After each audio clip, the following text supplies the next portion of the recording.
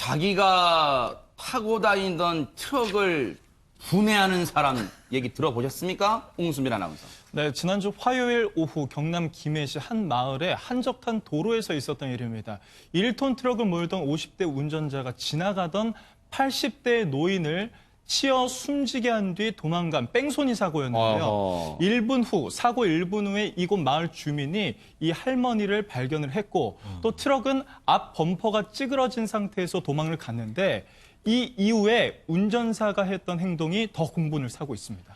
자, 이렇게 도로에서 80대 할머니를 치고 나서 아무런 구호 조치도 않고 현장에서 도주를 한 주랭랑을 친 운전자. 그런데 이 뺑소니범이 그 이후에 증거를 없애려고 한 행동이 너무 기가 막히다면서요, 김주환 의원님.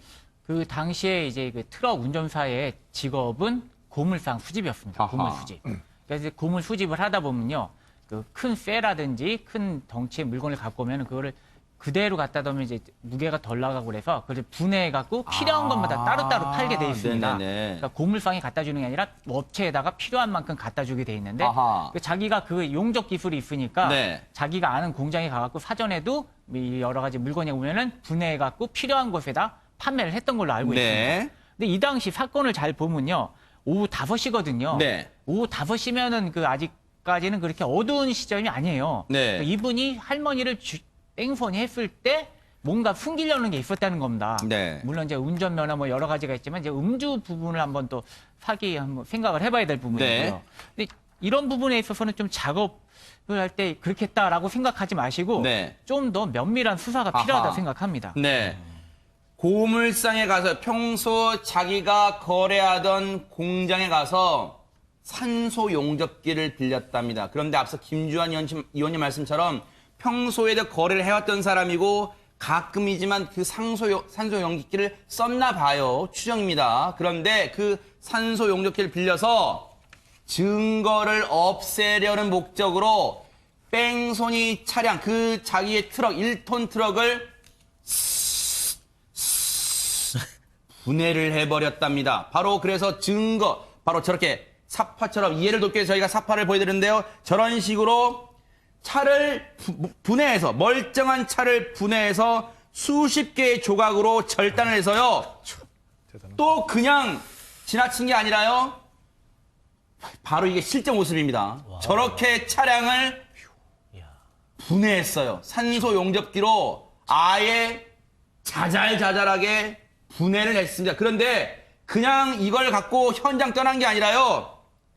그 고물상에 저 조각을 팔았답니다. 30만 8천 원을 받고 고물상에 팔아 넘겼답니다. 그런데 손정희 변호사님, 경찰이 이게 마치 여기까지만 들으면 이게 미궁에 빠질 뻔한 뺑소니 사건처럼 들리는데 어떻게 저 사람을 검거할 수 있었을까요? 우리나라는 블랙박스와 CCTV가 있습니다. 아하. 촘촘히 있는데요. 네. 이 사고 현장 주변에 그 현장에서 이 블랙박스하고 CCTV 영상을 추적을 해서 아하. 통행 차량을 일일이 하나하나 확인한 끝에 세상에. 트럭 가해 운전자를 특정할 수 있었다고 하고요. 네. 사고 발생 8일 만에 서울역에서 검거를 했습니다. 아하. 아니 근데 뭔가 미스터리하고 의문이 풀리지 않는 점이 있는데 일단 경찰 얘기, 이 사건을 수사했던 경찰 얘기 들어보시고 이어가 보도록 하겠습니다.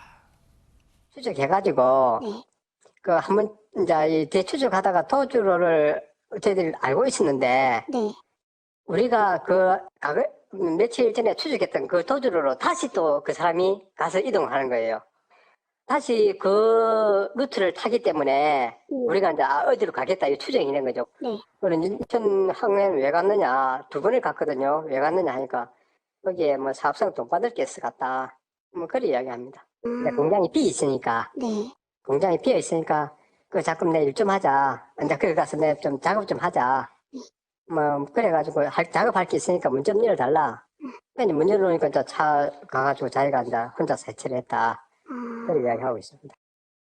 그런데 이인철 변호사님, 네. 궁금한 점이 한두 가지가 아닙니다. 일단 이 뺑소니 사고가 일어난 곳은 경남 김해였는데 네. 이 남성이 검거된 곳은 서울역이에요. 이게 어떻게 된 일입니까? 그러니까 이 사람이 이제 뺑소니를 한 거 아닙니까? 네. 그러니까 마음이 굉장히 불안했겠죠. 아하. 그래서 최대한 멀리 도망간 거예요. 그래서 서울까지 도망갔는데 네네. 이 사람을 자꾸 보니까 이 사람이 무면허였던 거예요. 아하. 면허 적성 검사 기간이 초과해서 면허 취소 상태였고 아하, 네. 아마 그래서 이 사람이 사고가 났을 때 내가 지금 무면허니까 더 가중처벌되는 거 아닌가 이렇게 오판을 했던 것 같아요. 네네. 자 여기서 주의하셔야 됩니다. 네네. 우리 모두는 다 운전을 하잖아요. 네네. 운전하다가 이런 교통사고 낼 수 있습니다. 아하. 낼 수 있잖아. 네. 근데 순간의 선택이 평생을 좌우해요. 아. 잘못 판단하면 평생 교도소에 가 있어야 아하, 네. 되고 잘하면 집으로 다시 올 수도 있습니다. 어. 자, 만약에 이런 불의의 사고를 냈다. 네. 그럼 빨리 병원에 데려가고 네. 112, 119에 신고를 해야 됩니다. 아하. 그리고 피해 유족과 합의를 해야 돼요. 네. 그리고 사과를 하고 만약에 합의가 다 되고 이런 변제가 다 되면은 네. 구속이 됐다가도 풀려날 수가 있거든요. 네. 근데 순간적으로 오판을 해가지고 네. 이렇게 유기한 다음에 도망가면은 아하. 최대 특가법에 따라서 무기징역 5년 이상의 징역에 처할 수 있으니까 아하. 절대로 오판하지 마시고 빨리 사람을 구조하시기 바랍니다. 네. 그런데 여기서 또 궁금증이 있습니다. 지금 경찰에 대해서 뉴스파이터 제작진이 취재를 해본 결과 손정혜 변호사님, 이 사람이요, 뺑소니 가해자가 인천항에 2차례나 간 것으로 확인이 되고 있어요. 혹시라도, 추정입니다만, 혹시 밀항을 선택하기 위해서 혹시 간 거 아닐까요? 어떻습니까? 밀항 가능성은 배제하기 어려운데 일단 경찰 수사 결과 확인된 사실은 인천 연안부두 쪽에 본인이 사용하던 휴대전화를 버렸다고 합니다. 아. 혹여라도 이 휴대전화가 범죄의 어떤 증거로 사용될 가능성이 있거든요. 왜냐하면 아하. 이추 추적하면 거기서 송발신 내용 추적하면 사고 현장에서 전화를 한 사람의 정보를 경찰에서 가져올 수 있기 때문에 네네. 그걸 염두했던 것으로 보입니다. 그래서 굳이 김해에서 인천까지 가서 인천 연안부두 앞쪽에서 버렸다라고 하는 것인데요. 네. 이런 휴대전화를 버린 행위, 그리고 아까 그 트럭을 잘게 그렇게 작업을 했던 것은 트럭의 앞범퍼에 피해자가 부딪힌 흔적이 있었다는 거예요. 아하. 결국은 증거인멸 를 하기 위해서 이렇게 철저하고 교묘하게 움직였다라는 것을 방증하고 있는 부분인데 네. 증거인멸을 했던 시도가 많았다라고 하는 것은 곧 구속영장 발부 가능성을 굉장히 높이는 행위거든요. 네. 구속영장 청구를 한다라고 합니다. 영장 발부 가능성을 좀 지켜봐야 되지만 이렇게 증거를 여러 번 인멸하기 위한 시도한 피의자이기 때문에 아마도 발부될 가능성이 높지 않을까 생각이 듭니다. 그런데 김주환 의원님, 이 가해자한테는요, 분노가 느껴지는 게요. 80대 할머니를 그대로 치고 구워줬지도 않은 거지만 자기의 차량을 산소 용접기로 분해해서 30만 8천 원어치 고물 그 판값을 받을 그 정신은 있고 아무런 구호조치할 정신은 없었던 겁니다.